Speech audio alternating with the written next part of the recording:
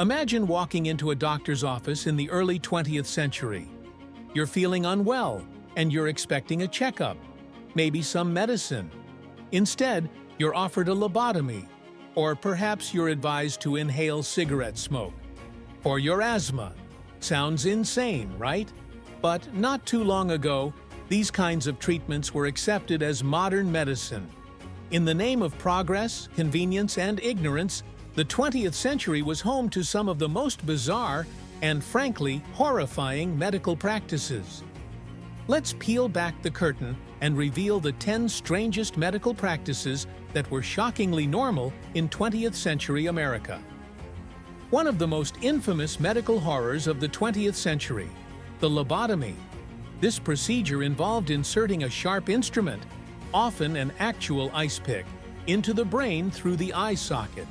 The goal? Severing connections in the prefrontal cortex to cure mental illnesses like depression, schizophrenia, or even boredom in housewives. Dr. Walter Freeman was the cheerleader of this method, even performing lobotomies in non-sterile environments, including hotel rooms and on stage at medical conventions. He famously did two-handed lobotomies on multiple patients at once. Over 40,000 lobotomies were performed in the United States alone. Victims were often left with devastating effects: childlike states, inability to function, or complete loss of personality. The lobotomy wasn't just bizarre, it was barbaric. ACT3 – Radioactive products. When radium was the miracle cure. In the early 1900s, radiation was the cutting-edge wonder of science. So naturally, people began putting radioactive materials in everything: toothpaste, water, facial creams, even suppositories. The most famous case? Eben Byers, a wealthy industrialist who drank radioactive water daily as a health tonic, until his jaw fell off from radiation poisoning. He eventually died painfully from cancer caused by his glowing medicine. This wasn't fringe science. Doctors, advertisers, and companies marketed radioactive products as vitality boosters and cure-alls. The public believed in the magic of modern science, and radium was its sparkling poster child. It took years of lawsuits and high-profile deaths before the government cracked down on radioactive consumer products. But for a time, glowing in the dark was considered healthy. It's hard to believe today, but there was a time when cigarettes were considered a health product. In the 1930s to 1950s, cigarette companies ran full-page ads featuring doctors, dentists, and nurses endorsing their favorite brands. One of the most famous slogans? More doctors smoke Camels than any other cigarette. Medical professionals were paid to appear in ads claiming smoking soothed nerves, cleared congestion, and even reduced stress. Some advertisements claimed cigarettes were good for digestion and helpful for losing weight.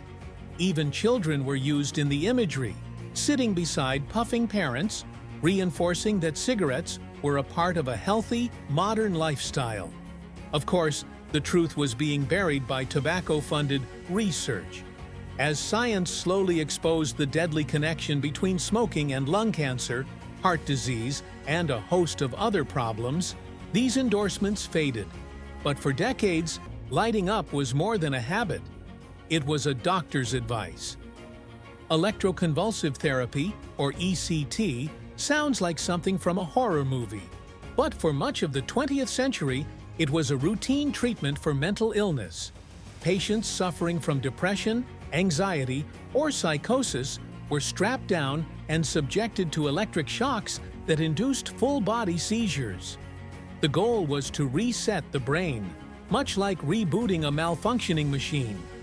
In its early days, ECT was often performed without anesthesia or muscle relaxants. Patients could break bones, lose memories, or suffer permanent brain damage.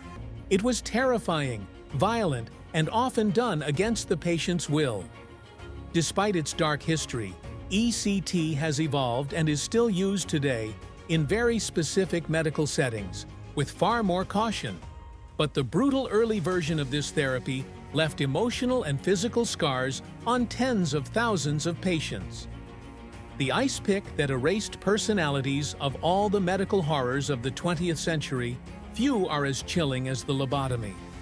Developed in the 1930s and popularized through the 1940s and 50s, the lobotomy was hailed as a miracle procedure for everything from schizophrenia and depression to headaches and unruly behavior. The most infamous version was the transorbital lobotomy, an ice pick-like tool inserted through the eye socket and hammered into the brain. Dr. Walter Freeman, the father of American lobotomy, toured the country in a van he called the lobotomobile, performing thousands of procedures, often in makeshift settings without surgical training. Patients, many of them women, children, or the institutionalized, emerged emotionless, passive, and in many cases, permanently damaged. Some were left with slurred speech, impaired motor skills, or childlike mental states. Others simply didn't survive. What's truly tragic is how lobotomy was used not just as a last resort, but sometimes as a form of control. Misbehaving wives, disobedient teens, or elderly relatives deemed troublesome were lobotomized without consent.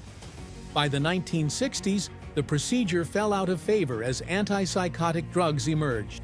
But by then, tens of thousands of Americans had been irreversibly changed by the cold steel of misguided science. In the early 20th century, radium was the darling of modern science. Discovered by Marie Curie, radium glowed in the dark and was believed to emit a mysterious health-boosting energy. Marketers ran wild with the idea, incorporating radium into beauty creams, toothpaste, hair tonics, and even chocolate bars. High society women applied radium-infused powders to their faces, hoping to glow, literally, with youth. Energy drinks like Radithor promised renewed vitality, with endorsements from businessmen, athletes, and celebrities. But perhaps the most tragic tale comes from the radium girls, factory workers, mostly young women who painted luminous watch dials using radium-based paint. Told it was harmless, they were encouraged to lick the paintbrush tips to make them fine. They began to suffer horrible symptoms: jaw decay, anemia, bone fractures. Many died agonizing deaths. Radium's glow masked a fatal truth. By the time authorities realized the radioactive consequences, the damage had been done. The legacy of radium is a haunting reminder that the line between miracle and madness can be razor-thin in the world of medicine. When we look back at these bizarre medical practices, from smoking prescriptions and mercury tonics to brain scrambles and radioactive face cream, it's tempting to laugh. But underneath the absurdity lies something more sobering: the human cost of blind faith in authority, aggressive marketing, and a willingness to sacrifice safety for the illusion of progress.